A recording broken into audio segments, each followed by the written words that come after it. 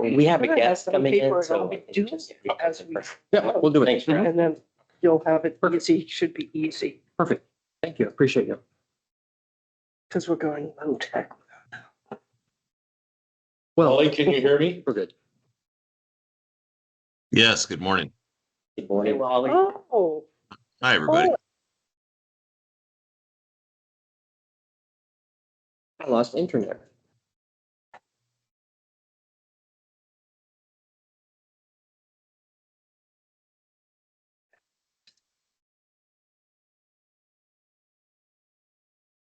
Maybe it's time for a new iPad. iPad doesn't want to get is internet. anybody else having an internet problem all of a sudden? I'm good. I'm good. Oh. I just had to resuscitate it. Well, good thing we have some new ones right there. Exactly. Well, there's a CPR class at the, right next door to us. Right now. I will play Staying Alive. Yes, I can see them, so, Opposed to CPR, it's not good for business. It's a conflict of interest, man. Exactly. We don't train for CPR at our place. Not here. I got bills to pay, fines to pay. I just kick them on the side instead of saying Annie, and just say, okay, we're done. I don't need to start.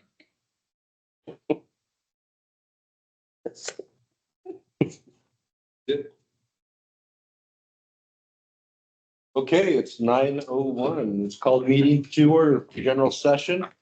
Do a roll call, please. Ryan?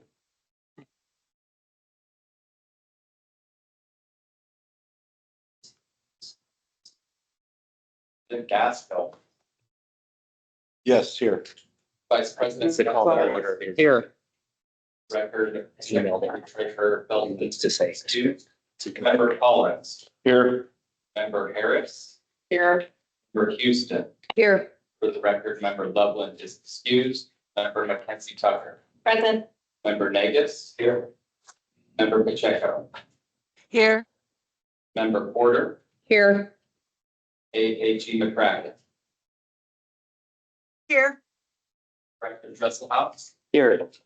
Staff Member Brown, I, Staff Member Christopher, and President Staff Member Hume, Here. Staff Member Idkin. here. Record staff member Kenny is excused and we have one vacant staff position. That concludes roll call. Is there anyone that I may have missed? Thank you. Thank you. The script to read us into public meeting. And that to me too. Yeah, I just emailed it to you. Me? Yeah. Okay.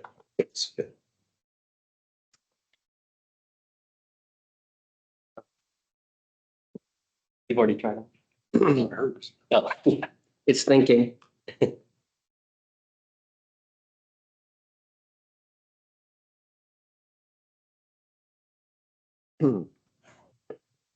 It's downloading. Here, and in this, Oh, okay. just that top part of it. Oh, okay. Well, no, it's actually a script. No, it's a script. We have to, It's not this script here? no, it's the one that, Oh, for general, sorry. I'll It's a take that general. back.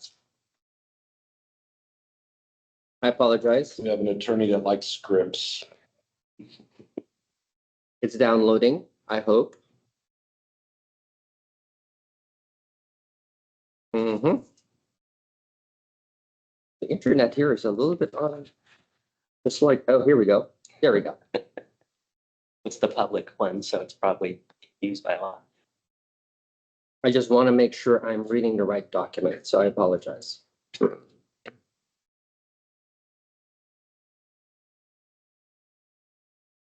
Yeah, public meeting, okay.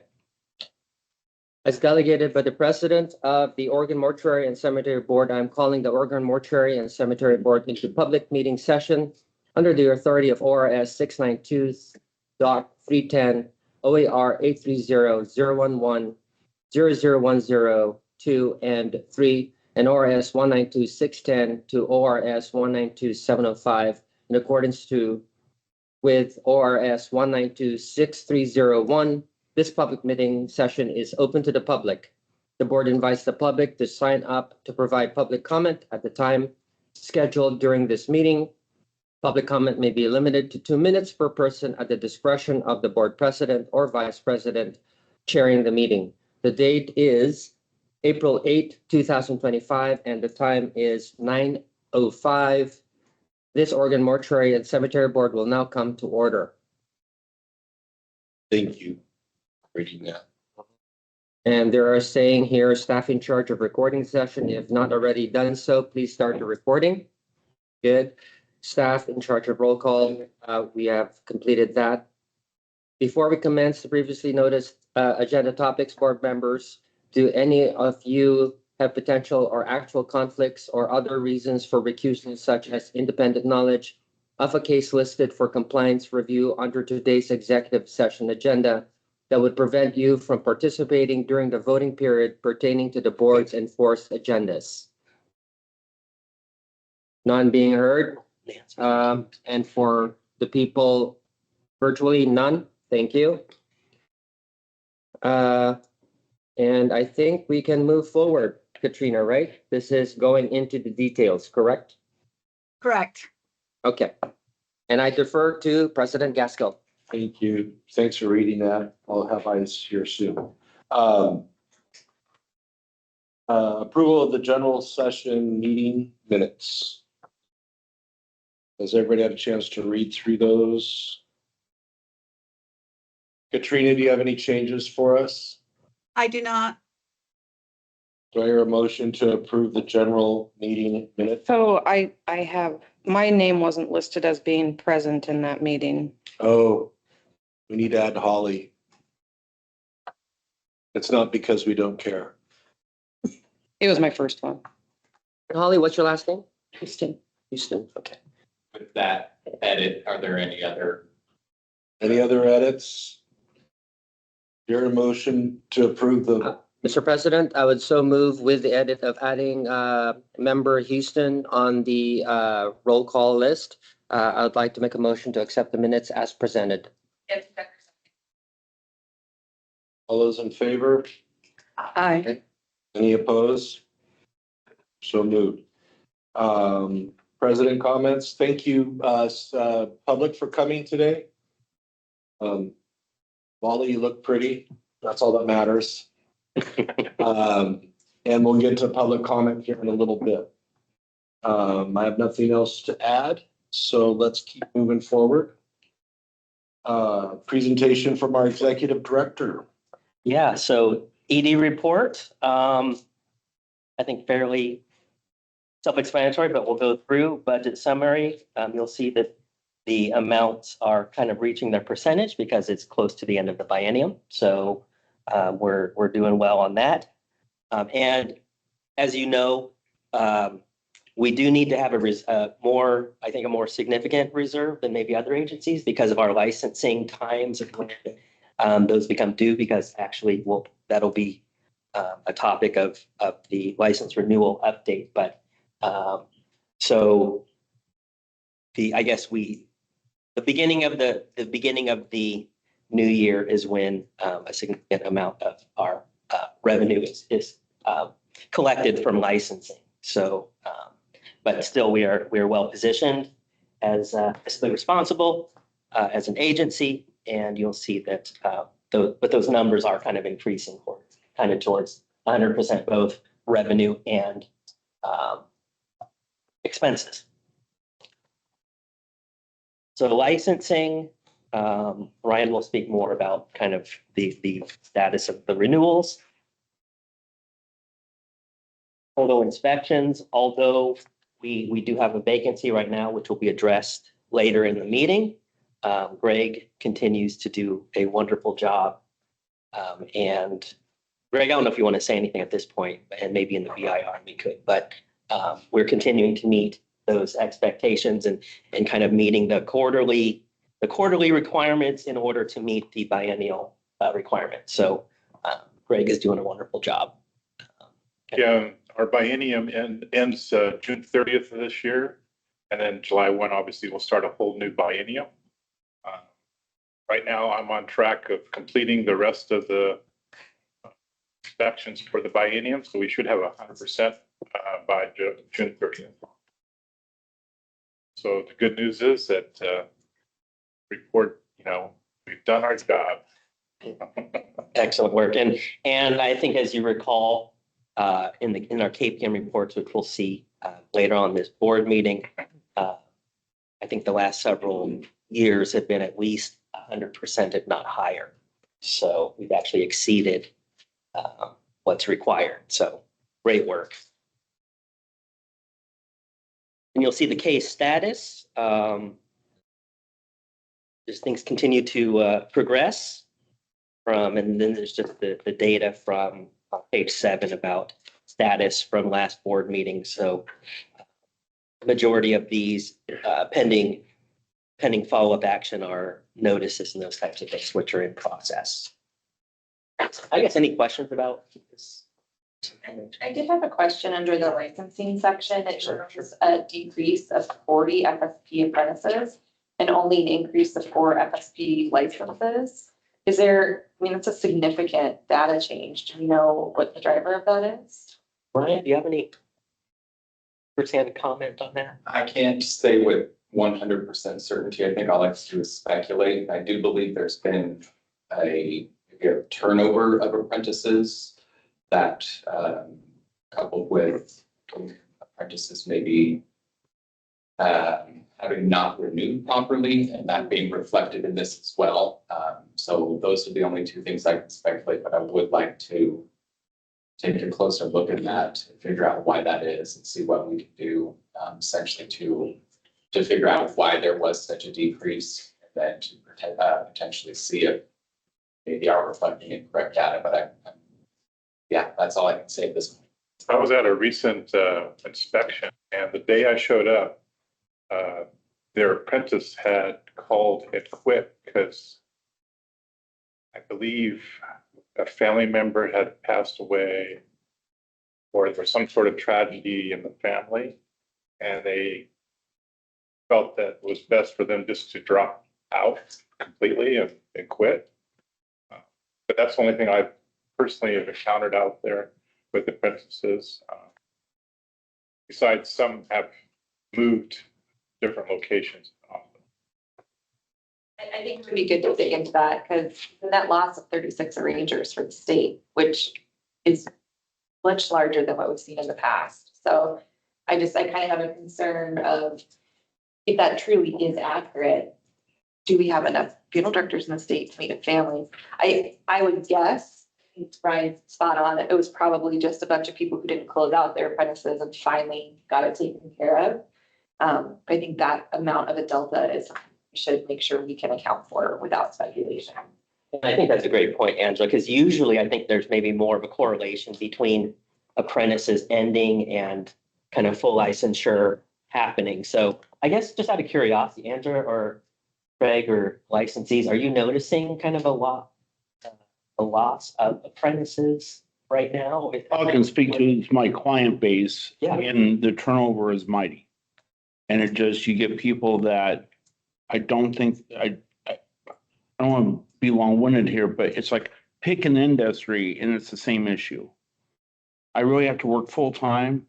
I have to be on, nights and weekends. And I know when I've talked to the mortuary school program, I don't think they fully gotten to a business as a 24/7 business, even if you're using answering services. And I just don't think, but someone can contradict me, but I don't think they fully grasp what they're signing up for. And then they become disillusioned and out the door they go, my opinion. Angela, did you have a thought on this? There's always a nexus that apprentices are entry-level position, so it probably matches with other industries of high turnover rate for a beginning level folks. Again, that just perked my interest. That seems higher, and normally we do see a relationship that when apprentices turn out, we see an increase in fully licensed individuals. But the Gen Z generation is here, and they are infiltrating the workforce, and there's some real inherent challenges in getting them acclimated to. Specifically, I hear what you're saying, but specifics or just.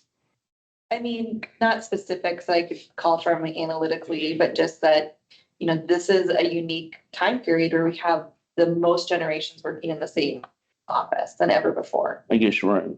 Okay. So it's causing conflict. Okay.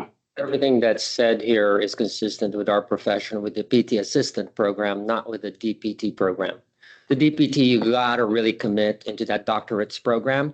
So they're committed, right? But on the PT assistant program, they are equally struggling. The work, Okay. having worked with issues. It's a generational thing where in which, I'm just quoting, they're wanting a sabbatical within the first 3 months of employment. There, that's literally what I got.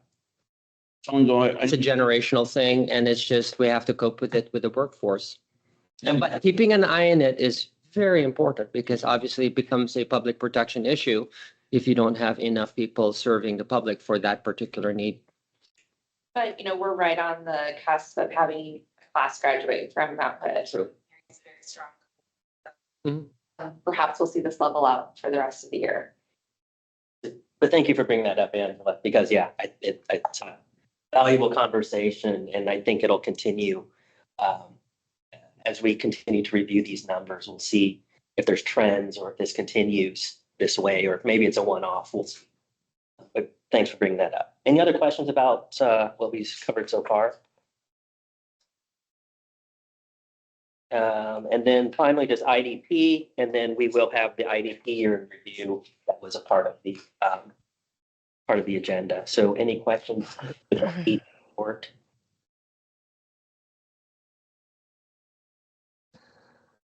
This is Beth. Yes. Not sure whether to bring it up in our later. I'm just kind of curious about Klamath County being included in Region 2. Because geographically, culturally, politically, it's really not part of that area of Oregon. And are you talking specifically about the year in review report? Yeah. Yeah.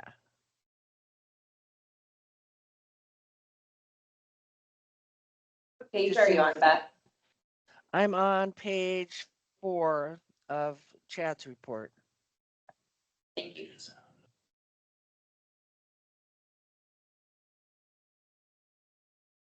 So I guess we could have discussions about maybe reassigning regions. Do we recall how we did that originally, Sylvie? I think I went off of what was already broken up in the IDP database. Okay. As regions, like region numbers. So we can have a conversation about if things need to be reassigned by region. Executive. Any other questions besides that? But we'll address that, and that might be a kind of back to staff work on that and respond back to you at the next meeting kind of thing. Okay, no worries. Okay. I'm just curious. Yeah. Valid question, and we'll look into that. Any other questions about the ED report? Okay, so we need to make a motion to approve the ED report. Mr. President, I'd like to make a motion to approve the ED report as presented. Seconds. All those in favor? I, Any opposed? Okay, it passes. Time for public comments. Wally, do you have anything for us? Anybody else? Go ahead, Wally, if you Excuse me. Thank you, Mr. President. You are looking handsome today as well. The compliments just keep on coming. his vision must be impaired too. Yeah. My dad always said, you always lead and finish with a compliment. Ah, I really don't, in a rare moment, I don't really have much to say. But I do want to ask Angela if she is planning to talk legislatively about what OFDA has going on. If that's the case, then I'll just hit my mute button again, and at the proper time she can do that. But if Angela wants me to brief you on a couple of things that are happening, I'm happy to do it. Wally, go for it. Okay. This morning, about 45 minutes ago, the House Committee on Energy, Climate, and Environment passed through our bill that will lower crematory temperatures from a mandatory 1800 to 1600 degrees.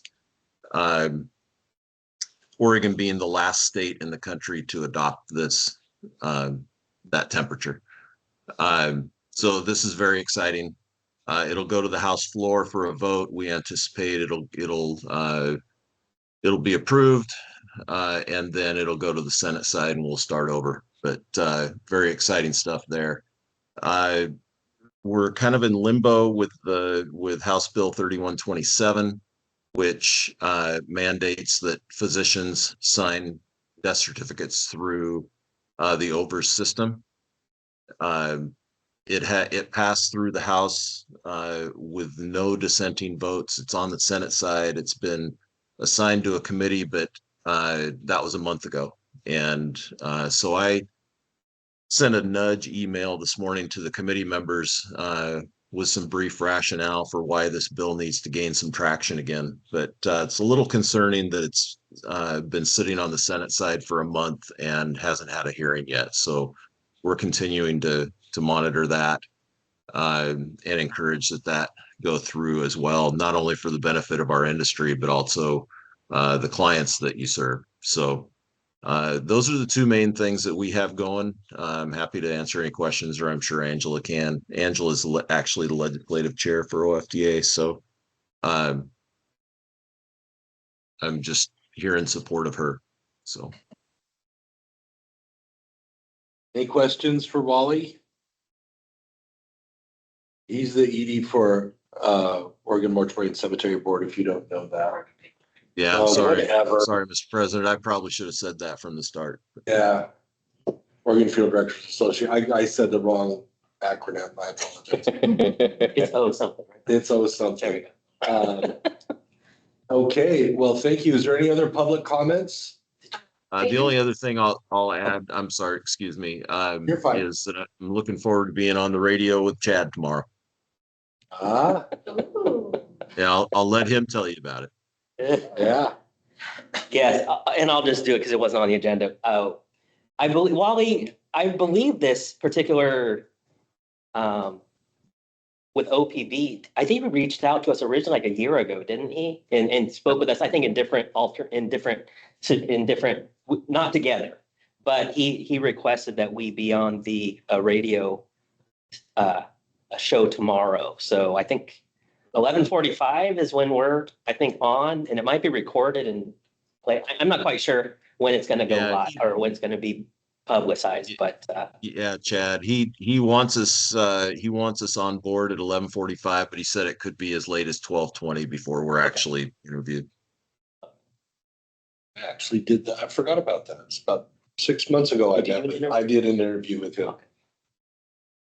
so we'll see what happens with, as Wally said in his response, with the two of us together, that spells trouble, but we'll see what happens. Like Wally. Could turn into a stand-up act. We'll try and keep it professional. I promise I won't show up. What's the topic? What's the topic?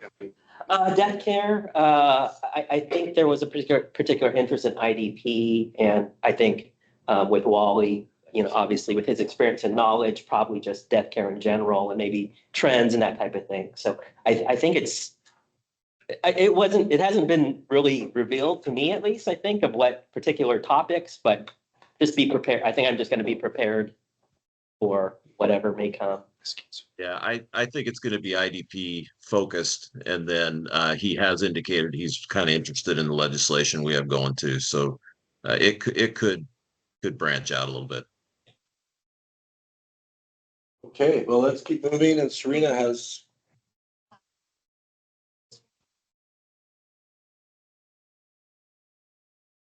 Introduction spot. Has there been any talks that I brought it up previously?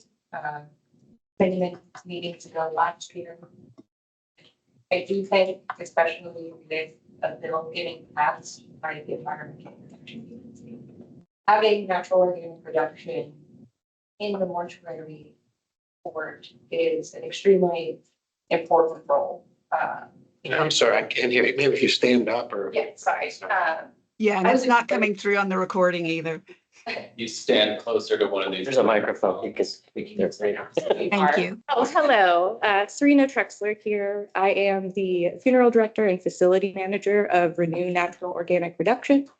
I'm inquiring about a proposal of creating a seat for natural organic reduction on the mortuary and cemetery board.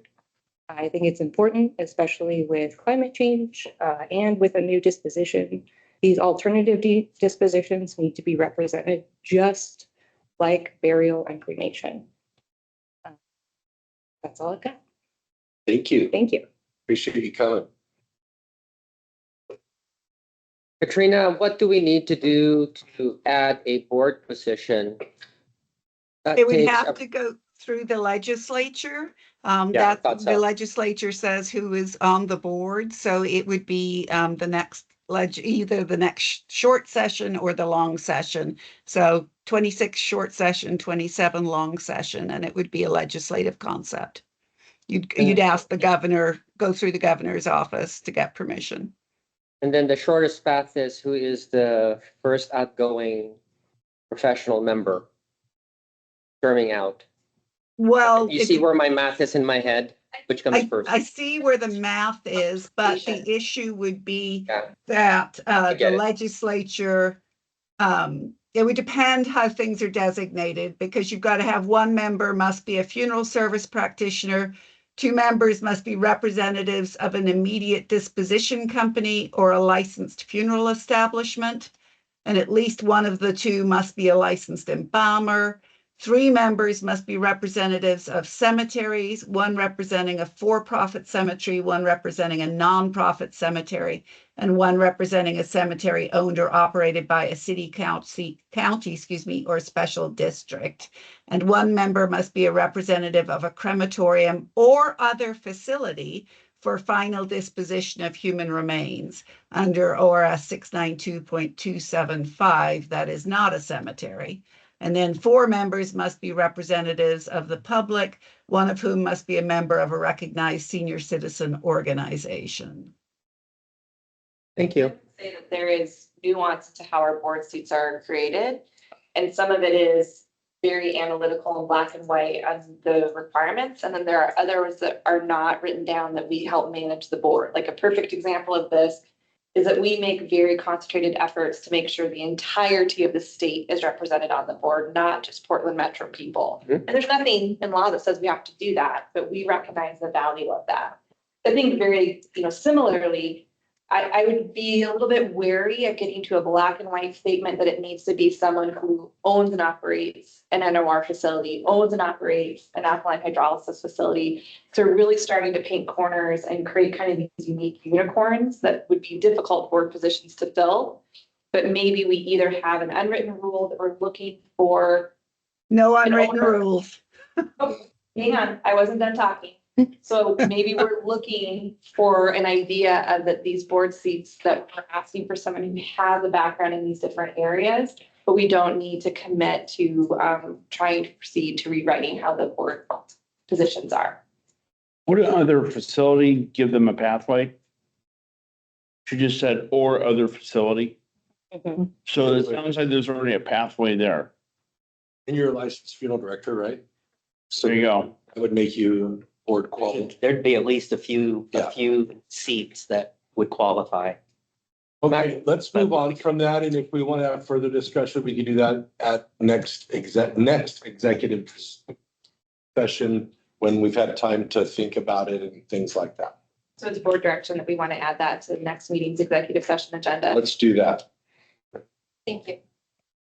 And Rob, just to make clear, I appreciate very much what Angela said, but we have to stay within the statute. And I agree with Craig that there does appear to already be a potential pathway. It would just be a matter of rejiggering the numbers somewhat to make sure that you still have everybody represented that wants to be represented. So it may be already possible, but if it's not, then the way you have to go is through the legislature.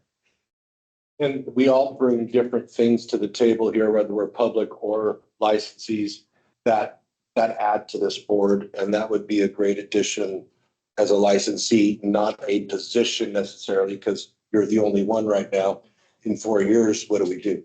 We can't fill a position. So that there's a lot to think about with all that. But I appreciate your comments and doing that. Any other public comments? Any other public comments? Okay, public, no, I'm not gonna say it. Ryan will yell at me. Okay, then we're gonna go to general discussion and action items. Yeah, thank you. So first one, just board best practices. It's on your iPad, the full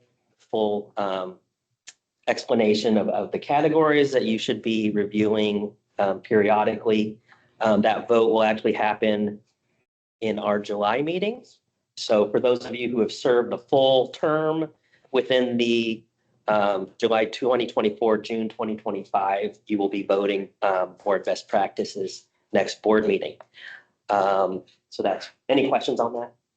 Just a reminder, just to check in for that. We're good. Okay. Next, iPad distribution.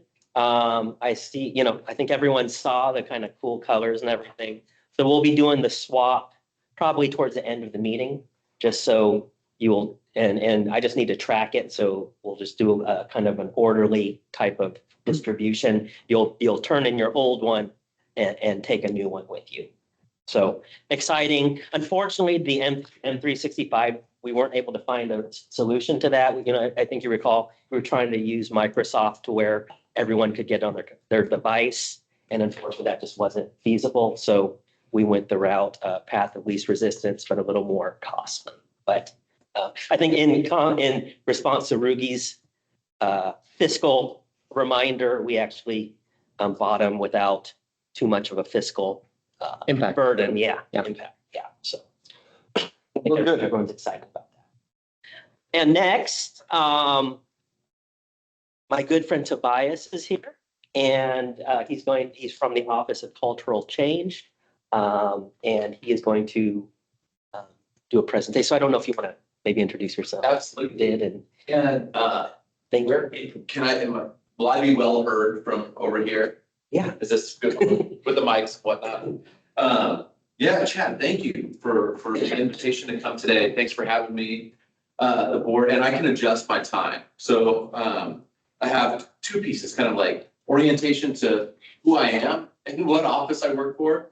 And then just a short little learning piece that I think is relevant to you all in terms of your strategic planning as a board, as an agency in the executive branch. And so I have a very free flowing style. I think it's a green light. If anybody has any questions as I'm presenting, please feel free. And yeah, and I think the reason, Chad, how about, would you mind, Chad, sharing like the why for my invitations? Yeah, thanks, Tobias. And I think as you have understood, like last time we had Hari speak from our CFO, it's nice to have, because sometimes we operate in a vacuum, and it's nice for board members, you to see partners that we work with the state and how that work ties in with our agency. And then sometimes there's governor's expectations tied with that. And obviously with something like the office Tobias represents, strategic planning is a big part. And we've talked about wanting to do that in the near future, scheduling that's a huge undertaking. When there's strategic planning, affirmative action is part of that, and DEI. So that I just thought it was, they do great work. They have a great mission and to support our agency. And I just invited Tobias because I think the world of him, first of all, but also I just wanted to illustrate the collaboration that we have as agencies and how your office supports us and how we work with you and how we will work in the future, I believe. So that. Yeah, thanks, Chad. I appreciate it. The feeling's mutual. And again, if I need to speed up or cut something out, just let me know. I know I'm working with y'all's time today. So my name is Tobias Sherwood. I use he, him pronouns. I work in the Office of Cultural Change, which is inside DAPS, so inside the Department of Administrative Services. We're a very small team. You'll see my team here in just a second. we're within a division called Strategic Initiatives and Enterprise Accountability.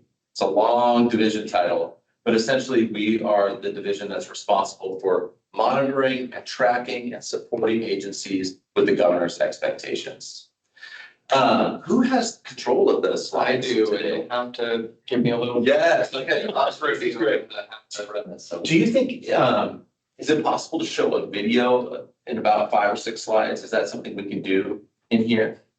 I can get. As long as it links to that, I would think. Yeah, where's the video? Do I need to email him? I sent the link to you, Chad. I'll email it to Brian. And we can, it's only a 3-minute video, but, and it'll be relevant later in the slide deck, but if that's possible, it would be great. Let's give it a try. Cool. And you're Ryan? Yes. Ryan, thanks for doing slides.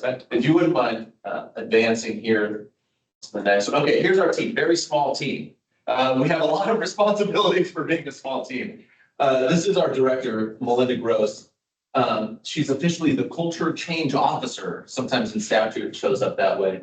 Her title is the Director of Cultural Change. So Melinda and myself, and Juliet, who's our Affirmative Action Manager, we all have enterprise-facing roles. So we are supporting, now there's 71 agencies, boards, and commissions that are technically and formally responsible for meeting the governor's expectations.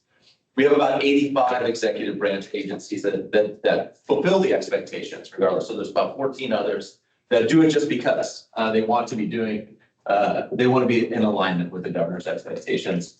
And then Tori is our DEIB manager at DAS. So 95% of his role is supporting DAS internally when it comes to equity and inclusion.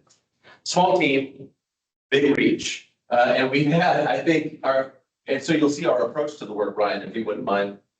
I'm skipping ahead here. Actually, I'll start with purpose, and then you'll see our approach, which is relationship. And I think it's one of our key pieces here. If you could just open up all of the things that are on here, Brian, that'd be great. Thank you.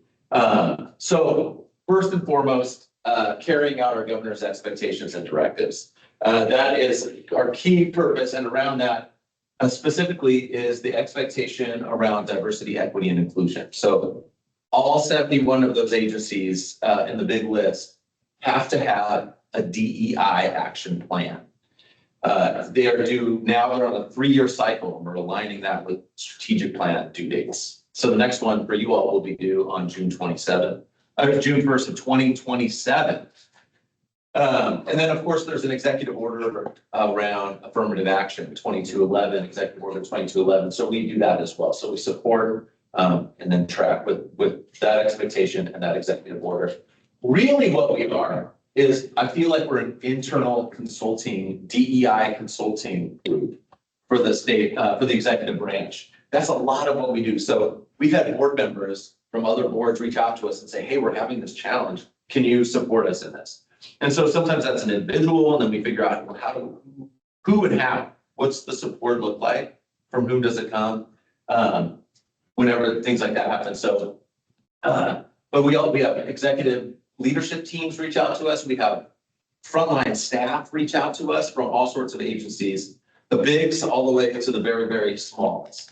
We do a lot of coordinating and communication because our authority is kind of limited, right? So we support, track, and then report on 2 key governor's expectations.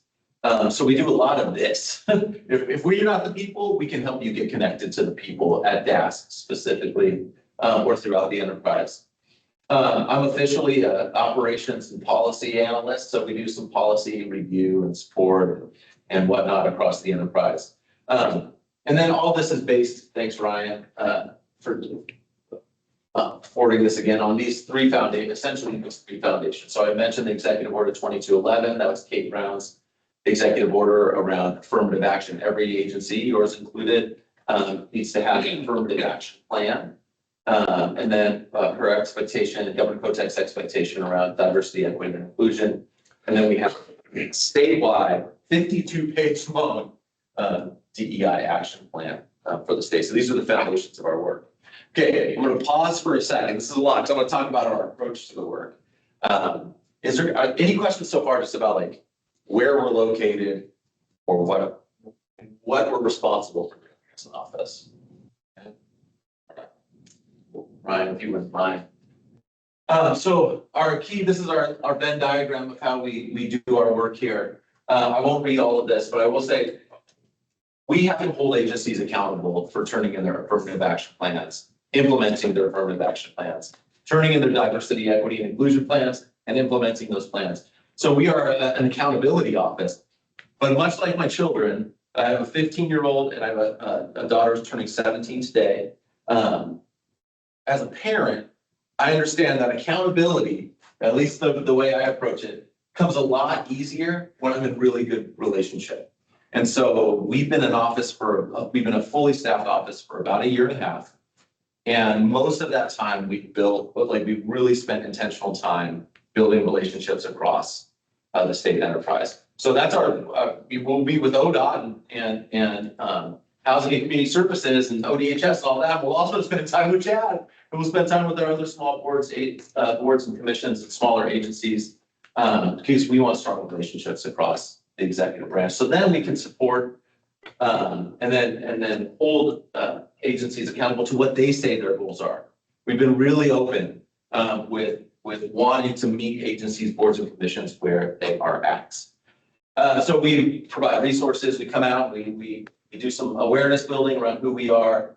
We convene a lot of groups, which I'll show in a few minutes, because we know when it comes to diversity, equity, and inclusion, especially in our current political landscape, agencies need support. What does it mean? How is it relevant, the work we do for meeting our mission? And part of our job is to, I remember Melinda and I meeting with you, Chad, about 1 year ago. We're like, okay, here's basically what OMCB has to, to meet the expectation, here's what you have to do. But we're not about compliance, we're about relevance. So how is this relevant to the work that you do, to your mission? And so that's our approach. And then we can support however we can in here. Brian, if you wouldn't mind going to the next one. Okay, it's my last one. Then we're gonna do a little bit of a learning, engaging piece here, hopefully. We have a lot of groups that we convene. These are the big ones. So we have 6 DEI cohorts. So all of these 80 plus agencies participate in 6 different cohorts, and they're kind of themed up. So our first cohort are the big agencies connected to governor's expectations. So you think about our state big agencies are there. You all are part of cohort 4. I believe that's true. Yeah. And then we have natural resource environmental cohort, which is 3. We have a public safety cohort, which is our cohort 6. Kind of a miscellaneous cohort where revenue and lottery and DCBS and the Oregon State Library and other agencies like that are included. And then we have a small agency board and commission cohort, which is our cohort 2, which is separate, similar size to our health regulatory board cohorts, and we meet quarterly. And so we'll bring some learning pieces, or we'll engage around topics that are relevant in the moment. Like our first quarter, we brought up, hey, wait a second, there's a federal executive order around DEI now. How does that impact our state DEI expectation from our governor and whatnot? So cohorts meet quarterly. We have a big group of DEI leaders. Any of you all, if you're interested in just being connected to other people, can get in touch with me. We meet about quarterly here as well. And it's actually more like 250 people, about 150 show up. We do a couple in person throughout the year. We do mostly virtual. And we just bring relevant topics to a bigger group of people. We have a cabinet that advises our work. And these are top level DEI professionals throughout the state who come together there to advise us. And then our affirmative action manager, Julia Valdez, brings together affirmative action. She hosts affirmative action workshops. Every agency has an affirmative action rep. Who's your rep? Yes, that's what I figured. Okay. Perfect. All right. So these are our groups, and we convene more. And so if you're interested in getting connected or joining Chad for one of our DEI cohorts, let us know. Okay, I think that's, and I'm tracking over here too, Ryan. I have my presentation up here. Woo! All right, I'm gonna pause. Any questions about our role or how our role connects to your mission as a board and as an agency?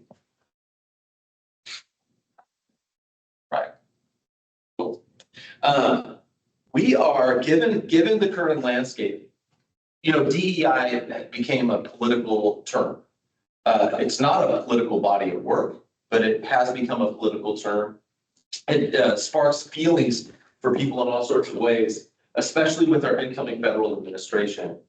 So one thing that we're doing, I think really consciously in this time period is moving toward a strategy or an approach to DEI, which has more to do with, it's okay, Ron, we're good. We're just going to show the video here in a second, but an approach called targeted universalism. All right, so I'm gonna ask you all what that is in just a minute. But before I do that, I'm curious just from you all, like what has been your experience? What have you been observing about DEI just in the world? So either as board members or as citizens of the state of Oregon or whatever, or residents of the United States, what have you been hearing? What's been going on around DEI? Well, if I may, Yeah. because I termed out last October and part of the Federation of States Board of PT Board of Directors, Physical Therapy. You can't even mention those three letters in some regions of the United States. The South, for example, North Dakota in the universities, you mentioned that it is literally in their bylaws. You cannot mention those three words, those three letters. It is completely not recognized. Yeah. You will evoke such negative emotions. When I have to speak to the delegates in the South, don't ever say those three words. And it has become a flashpoint because for the Federation, we tried to move in this direction. I was the banner representative of DEI.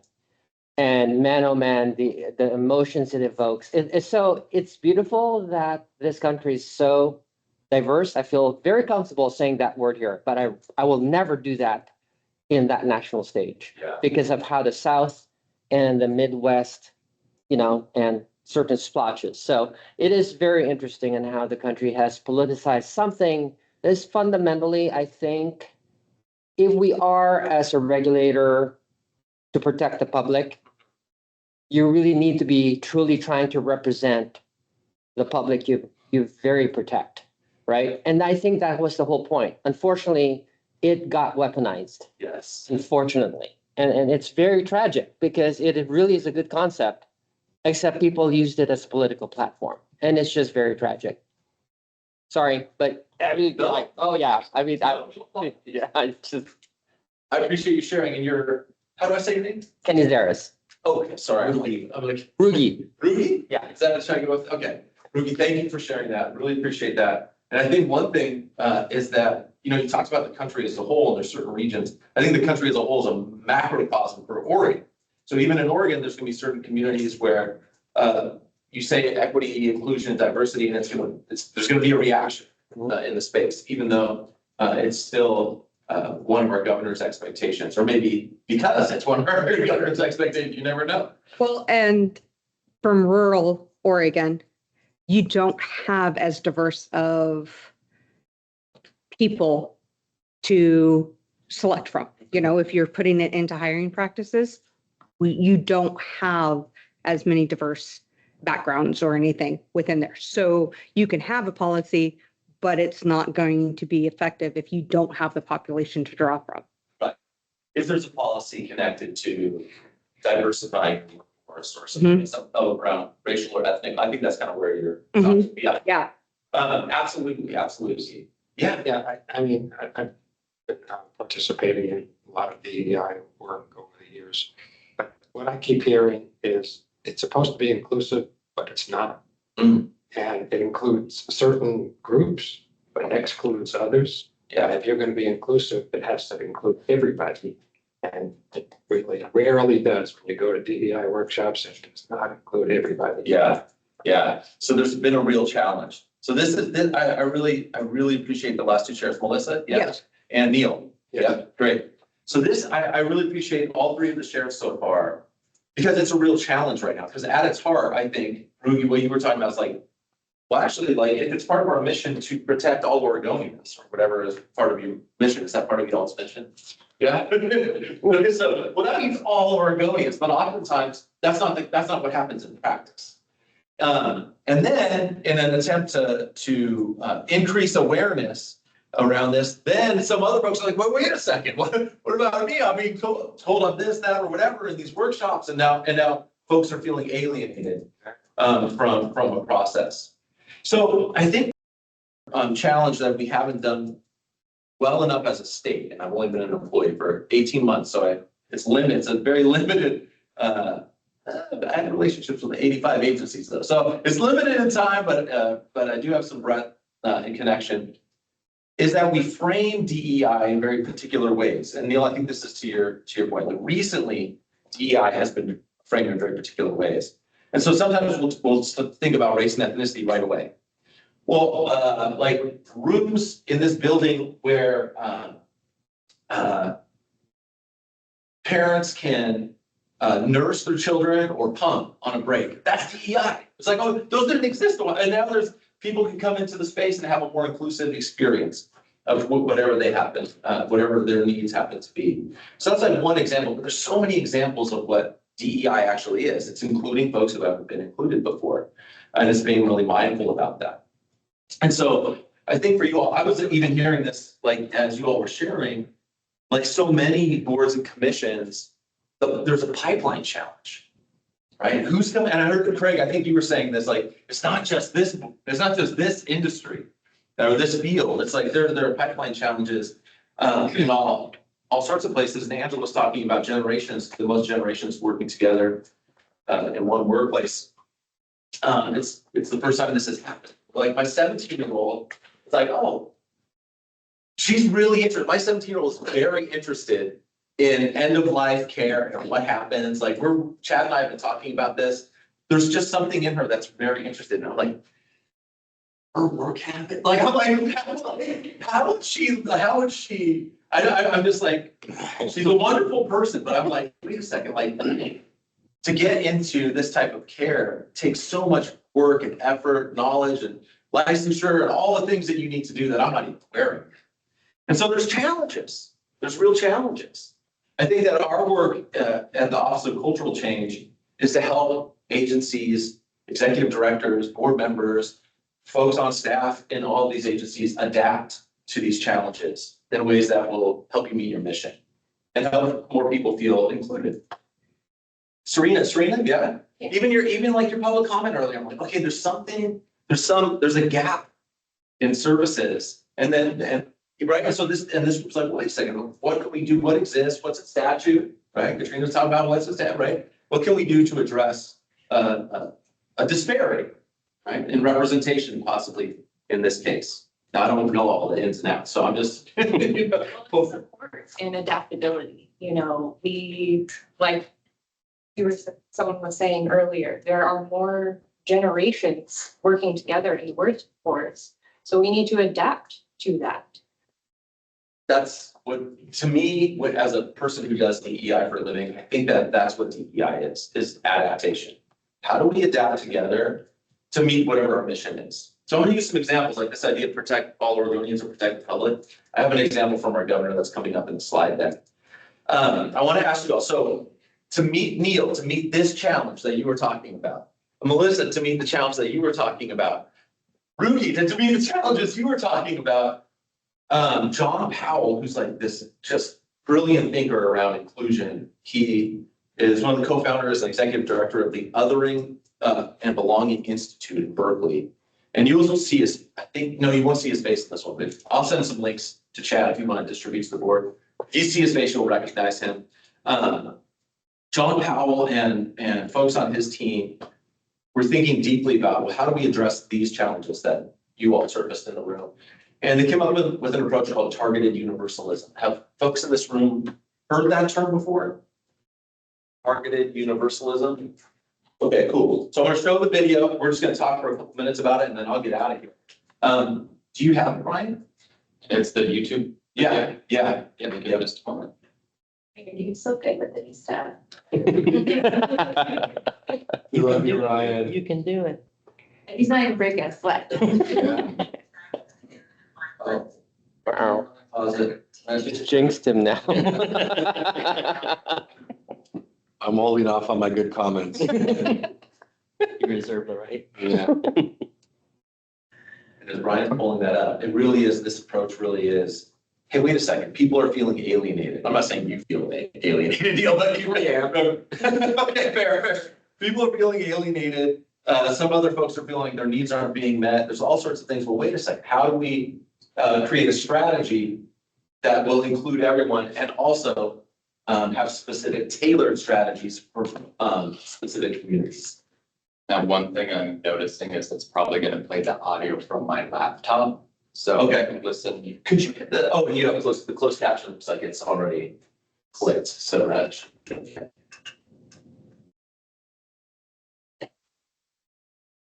It's the most effective and sustainable policy response to problems in our society.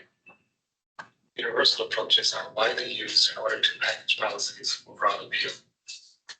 Universal policies such as Social Security and minimum wage provide the same benefits or minimum protections to everyone, regardless of status or group membership. But by treating everyone the same, universal approaches can't root out group-based discrimination. They actually deepen inequality between groups rather than reduce it. And by providing benefits or protections to everyone, resources that could be targeted to groups worse off instead flow to those who are better off. In contrast to universalism, targeted approaches are commonly used. Targeted policies provide benefits or protections based on group membership or status. SNAP, the food stamp program, conditions benefits on income level. The Americans with Disabilities Act requires public accessibility for disabled groups. And affirmative action focuses on historically disadvantaged groups. Targeted approaches are vulnerable to the critique that they unfairly favor constituent groups over the public good by directing resources to marginalized groups who are already subjected to unfair stereotypes. But universal and targeted approaches are false choices. There is a third way, targeted universalism. Targeted universalism means setting universal goals that can be achieved through targeted approaches. This approach targets the various needs of each group while reminding us that we are all part of the same social fabric. This can be accomplished by following 5 steps. First, set a universal goal. For example, 100% of patients need an 8th grade band. Second, measure how the overall population fares relative to the universal goal. In this example, we might discover that only 80% of 8th graders are proficient in 8th grade math. Third, measure the performance of population segments relative to the universal goal. So although 8% of all 8th graders are proficient, we might find that only 70% of Latinx students are proficient. Fourth, understand how structures and other factors support or impede groups' progress toward the universal goal. For Latinx students, classroom structure materials and lessons designed for English speakers may impede learning, including their proficiency. Implement targeted strategies so that each and every group can achieve the universal goal based upon their needs and circumstances. This may take the form of the assembly setting management for Latinx students, while another group may require a completely different strategy to achieve the same universal goal. Targeted universalism rejects a blanket universal, which may be different to the reality that different groups are situated differently relative to the institutions and resources of society. By aspiring toward shared universal goals, targeted universalism empowers targeted strategies capable of achieving those goals while moving us beyond concerns over disparities alone and toward our highest aspirations. Thanks, Ryan, queuing that up. And my apologies, I could have been more on top of things with tech today, so could have gotten here earlier and made sure our audio works well. So I'm sorry that wasn't very easy to hear. I'm curious for those who are tracking in the closed captioning, or if you were able to hear, what stood out to you about this short video? Stood out. I think as far as our job is concerned, we deal with so many different ethnicities and diverse groups within those ethnicities. As long as we understand their culture, we can serve them better. If we treat them all the same, if we treat them, a Hispanic family like we would, I can't think of anything else right now. Yeah. Then you're not serving that family if you don't understand their culture. Right. And it's not stereotyping, it's understanding their culture. Yeah. Not making fun of them. It's just you understand their culture and how they work. It reminds me kind of our mission statement as the Urban Orchard Cemetery Board, which is to serve all Oregonians. And that kind of commentary, like one size does not fit all. And it does really make me think, again, just how proud I am of this board, that last year, how we made that administrative rule change to remove the requirement of a certified birth certificate to get your licensing in the state. That was a huge barrier to people who were born out of the country who do not have access to certified vital record like that. And that was a really important barrier that we took down to people pursuing this career. It's appreciate Angela, you bringing in barriers and Rob. I love that y'all's name placards. I just thought you were ready to mark. Oh, yeah.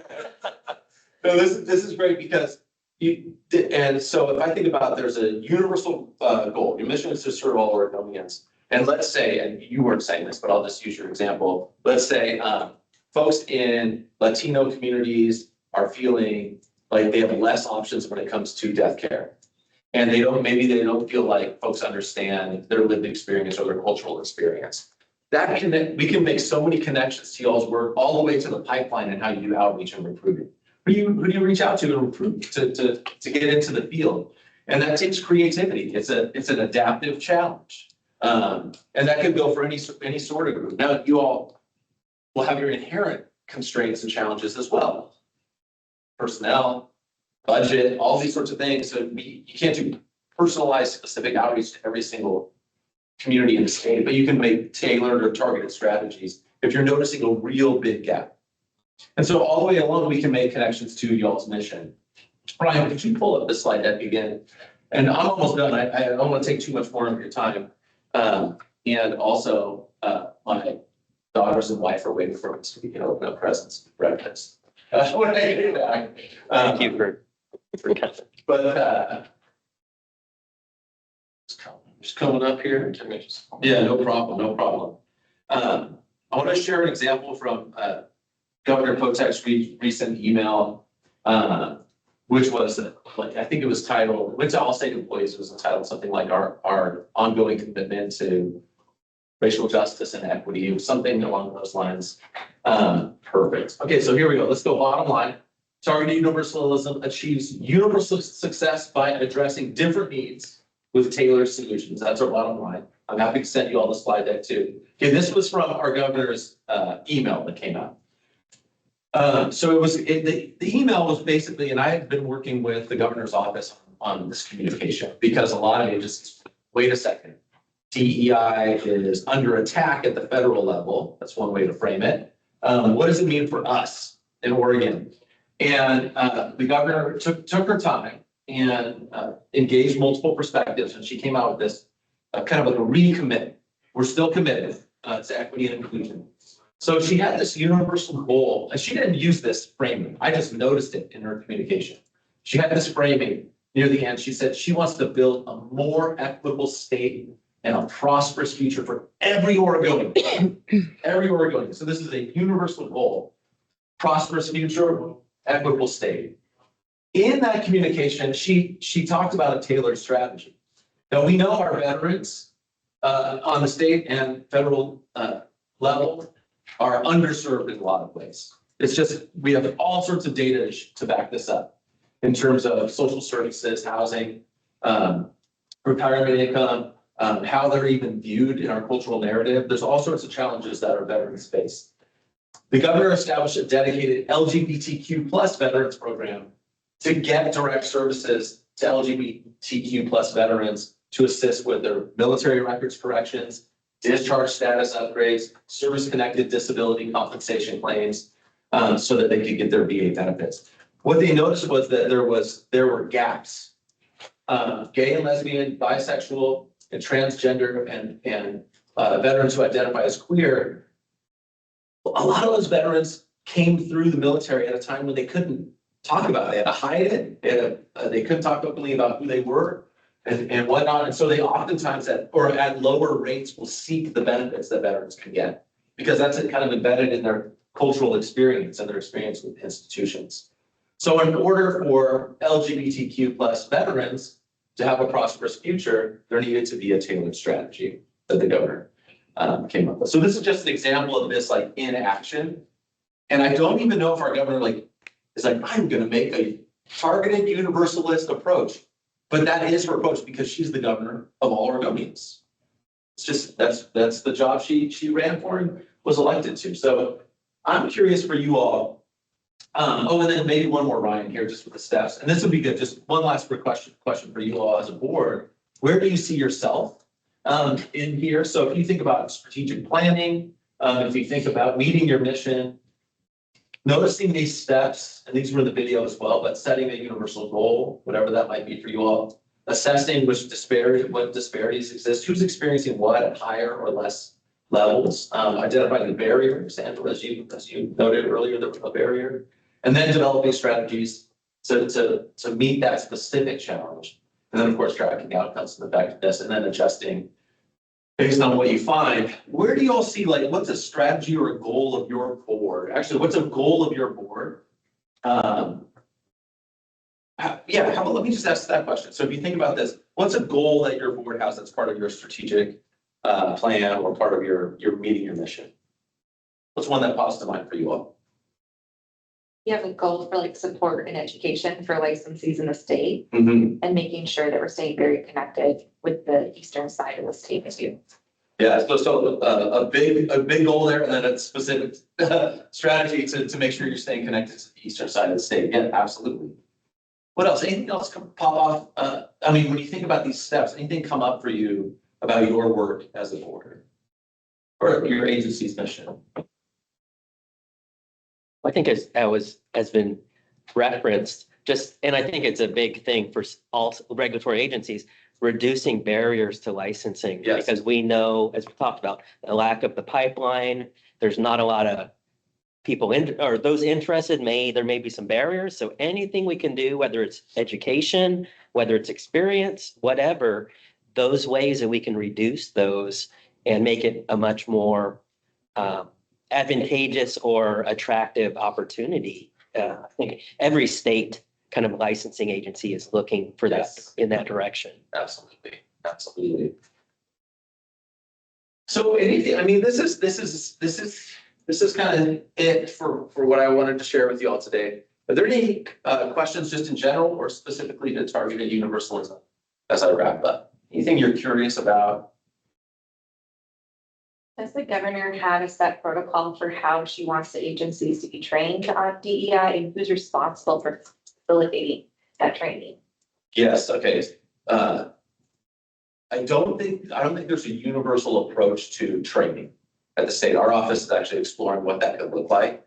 I think one thing that we want to be able to provide smaller agencies, boards, and commissions are learning modules for continuing ed. I think at the bare minimum, we want to get some of those out this year. We're working on those right now with our workforce development team at DAS.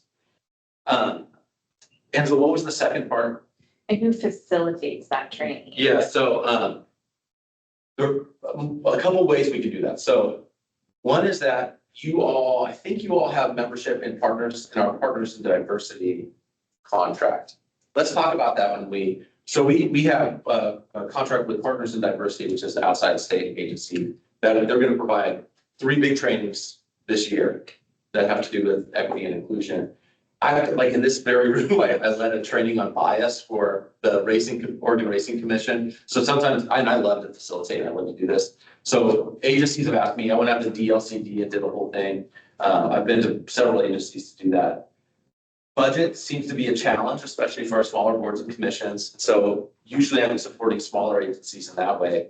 For our larger agencies that have a bigger budget to do training, we are getting statewide price agreements for the strategic planning, DEI action planning, training, facilitation, and consultation. So, and we try to, and we supported our procurement department in doing this. We wanted there to be a real diversity of consultants that were approved. So there's like the big ones that like OCHS might tap into, but we have smaller shops too that have, maybe more affordable rates. So that's in works right now. That list should be coming out very, very soon. So there's just a list that every agency can tap into. But if there's a specific need that you all have or want to pursue, that's part of my role as the cultural change manager, is to figure out what can we do with you all, for you all, given my capacity. But I'd be happy to come back and meet with you all if you were interested in that. Another thing I think is it's a total green light if anybody individually or as a group, if you all want to reach out to us. I know Chad and I will stay in relationship and we have to. I mean, but also because we want to. But if there's some challenge that you're experiencing in your role, like please just reach out to us. And I'll send the slide deck and maybe give my email to everybody. That would be very cool. Well, thank you very much, Tobias. That was great. Cool. Thank you. Your help. Enjoy your daughter's birthday. Yes, thank you very much. Thank you. Yeah, go ahead. We're gonna take a little bit of a break here. Let's do 10 minutes.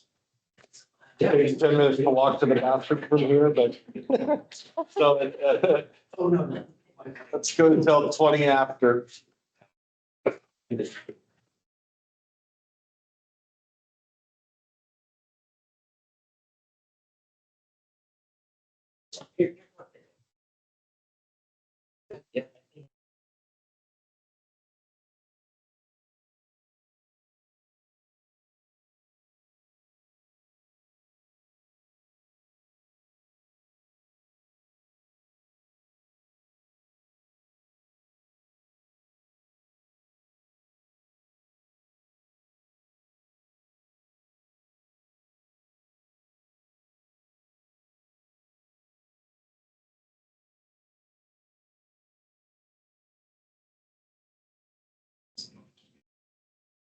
Sorry, we were muted for the audience. Beth, are you back with us? Are you good with signing off on her? Looks like we may still be waiting for Beth to rejoin. That's Porter, Here. AAG McCracken, I'm here. you, Director Trust Here. Brown, Present. I, Staff Member Christopher, President, Staff Member Hugh, Present. Staff Member Itkin. President, For the record, Staff Member Kenny is excused, and for the record, Member Collins has rejoined us. That concludes the roll call. Thank you very much. Let's move to the treasurer report. Nancy has emailed me in very big letters so I can read it. It's in a scratch and sniff even, so I can never. Yes, I know we're being recorded. So for the biennium and year-end report for June 30th, the budget reflects that we have received 88% of our sources in cash and reserves and reimbursements. Expense, personal services and service supplies are at 75% spent. The IDPF year-end date filing fee payments, 841,000 received, 450,000 basically allocated to IDPF, and 213,000 and change has been paid out. 235,000 cash available in the plan. 1.4 million ending cash balance for the IDP fund. Is that right? Must be. Outstanding accounts receivable is 161,000. Check with Chad before reading these numbers. Does that look about right? 300,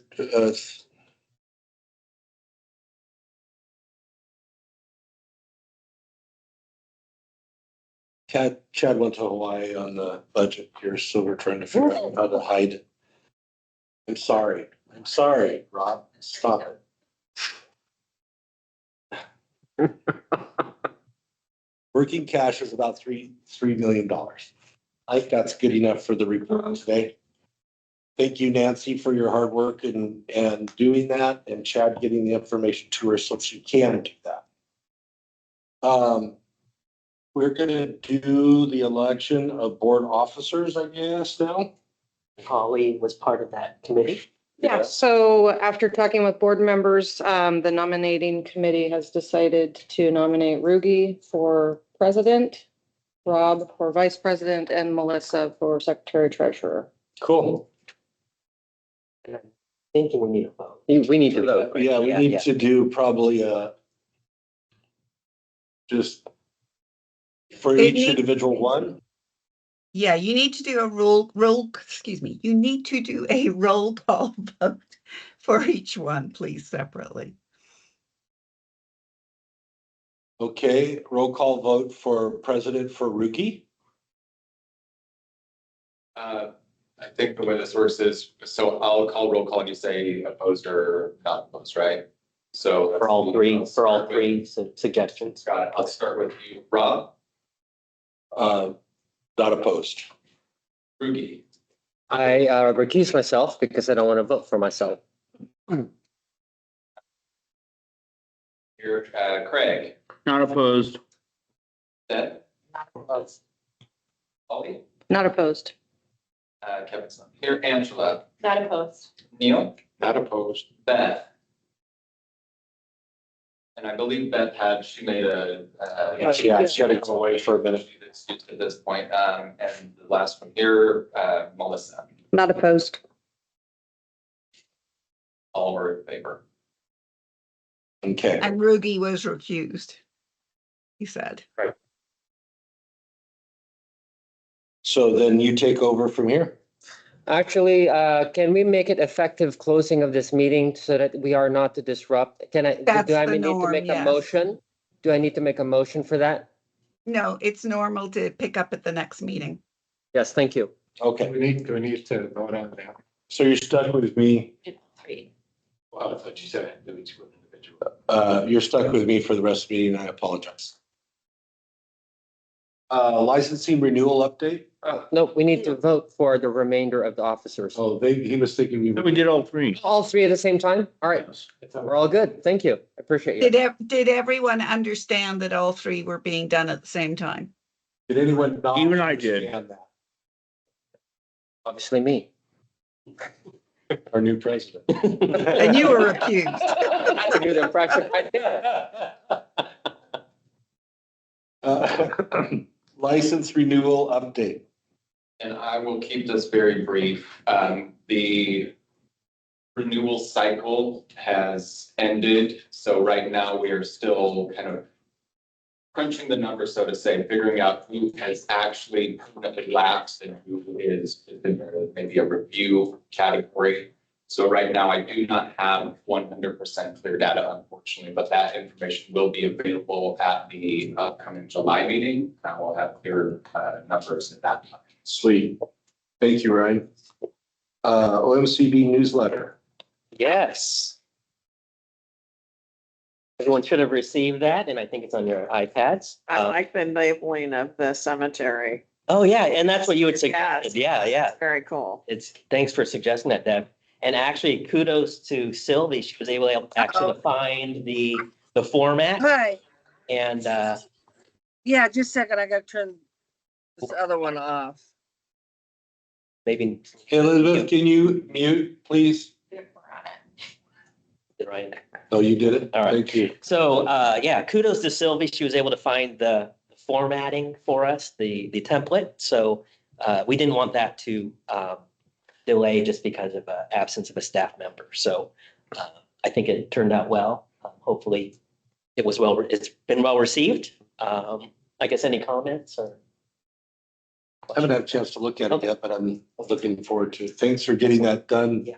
I do hear feedback from licensees that they're reading it, and that they're finding good value in it. Just in my work with OFD and going around the state, I, just steadily ask, like, oh yeah, we read it front to back. So I think it's good work that the staff is doing here. Great. I agree. I hear that from my staff as well. Thank you. And we try to select timely topics that either have been, the board has experienced or is out there. And then this one specifically also includes recent disciplinary action, which I think many are interested in to see what they can do to avoid dealing with Mary Ann, because. Right. Any more questions, comments on the newsletter? Angela, OFDA. So the Oregon Funeral Directors Association yearly convention is happening on May 5th, 6th, 7th out in Hood River. I was just in Hood River yesterday, checking out the convention space and making some little plans there. We have a lot of new members to the OFDA, so we've done a lot to preserve some of the OFDA traditions, such as the annual golf tournament, and some different functions of the convention, but we're also putting a lot of energy into creating kind of some new projects, some new things to attend. This is the second year that we're having the wine tasting occurring, so you can sign up for that. We're also having kind of a wine sip and stroll through the Green Cemetery that opened up out there in Mosier, so that'll be exciting and fun. We have an all-new slate of speakers, many of whom have never attended OFDA. We have Jason Buckbinder, who is a major recruiter throughout the country, who's going to be talking about how funeral homes can do a better job recruiting funeral director apprentices, funeral directors from out of the state, and developing kind of that digital footprint for a funeral home location that maybe is looking at filling some key positions. We also have Chuck Gallagher coming from American Funeral Financial, and he'll be talking about insurance assignments and how consumers like to pay for their funeral arrangements, which should be a good discussion. Chad has signed on to come we're going to have like kind of a talk show moment with our compliance regulators, so people can ask questions about kind of what they do every day and maybe their thoughts on how certain things happening across our state. So there is going to be a lot of fun, exciting things. I would encourage you all to attend. You don't have to attend for all 3 days. You can kind of pick and choose what days you want to be there. And I have printed off a little registration pack that I'll pass out if you wish to more. Thank you, Angela. Thank you. Yeah, I'm looking forward to this year. Because we know how you do things halfway, you don't. So it's going to be super disorganized. Yes, it's gonna be super important. You're gonna have little. Executive appointment update? Yeah, it's kind of bittersweet, I guess, but we have 3 members who'll be terming off end of this year. Angela Mackenzie Tucker, Nancy Felton, and Elizabeth Pacheco. One avenue, I think since nonprofit cemeteries can be difficult to find a member. Actually, Angela had a great suggestion of Riverview. So I have scheduled a time, I think early next week, to meet with the manager there, tour the facility, because I don't know if I've ever gotten a full tour, and have a discussion with him about a representative from their cemetery serving on our board. For the for-profit cemetery, it's my understanding we have multiple candidates that I need to review in the queue. We've submitted to Workday, and there's a public member to never replace Elizabeth, but to take that spot. I think Rob has actually shared someone who is interested, who has kind of a tie with the industry, which sounds like would be a good fit. So I will pursue those opportunities, and just wanted to keep everyone in the loop, just that pursuing those in advance. So it's kind of, there's conversations before, not just, oh my goodness, the term is ending, we need to fill someone. So I'm more doing as much legwork early on as possible. So any questions? Thank you.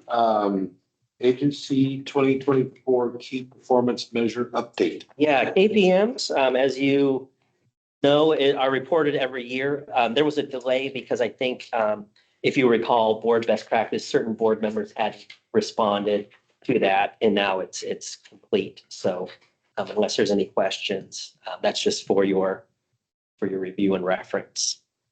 Sweet. IDP. All right. In addition, so Beth, we will take your region suggestion into consideration. And maybe Beth, if you would submit maybe the region that you feel would be more appropriate, that would be greatly appreciated. So the IDP, as you know, we provide that every year. This is the 2024 year in review. Just, I guess, are there any questions about the data that's reported? Is this report available on the OMCB website? It currently is not, but we can absolutely do that. I think we need to for transparency, but it should be accessible for anybody who wants to access it. For the record, board direction to add that to the website. If you have a comment in regards to the IDP, while notifying the board of the 20-day hold and notifying them that disposition occurred, natural organic reduction is not as often like to be determined, burial, and that. So On the notification, you mean? Correct. Oh. Which you are required to notify after the disposition has taken place. So maybe while working on the website, if that could be fixed. Because alternative disposition is on the OMCB IDP claim. Well, we can look into it at least. Yeah, thank you for that. We'll look into that and see how we can address that. Document, yeah. We'll just look at it. Any questions on IDP? Comments? Thank you for your work on that. Licensee proposal, apprenticeship. Competencies. Yeah, this, I just kept this on the agenda. If you recall, these are things that board has directed advisory rule committees to pursue. Due to Mallory's absence, we just have not been able to pursue that, but just keeping it on our agenda and just letting you know when she returns, we will do that. Brian, did you have a comment? I just want to point out there is a subtle difference between the licensing proposal and the apprentice competencies RAC. So we had been directed by the board to keep the RAC going, to review the competencies related to apprentices competencies. But then there's a separate thing that the board directed us to do, which was the licensing proposal. And right now, there is not an RAC associated with the proposal. It was just staff direction to move that forward. So just wanted to make sure that was clear. Thank you for that distinction, Ryan. Just wanted to keep those on the radar though, so they don't fall away there. We'll just continue to keep that. And upon Mallory's return, there'll be progress made on those. Governor's rulemaking expectations. Yeah, these were fairly recent. Governor expectations the letter, I think the original letter came out middle to end of February, and just wanted to provide the board members with that information. And this will be, I'll just be working close with Mallory when we do rulemaking, we follow all of those expectations. So just wanted to share that transparency to the board, just letting you know there's increased expectations with rulemaking that are across the board for all state agencies. So we will start following those. Customer service plan. Yes, that's one of the additional governor's expectations. Met with staff to get input on that, submitted it, got some feedback that some things were missing, and the one that's included in your packets have been approved by the reviewing entity within DAS. So I think we just need your formal approval, and then we will post it on our website as required.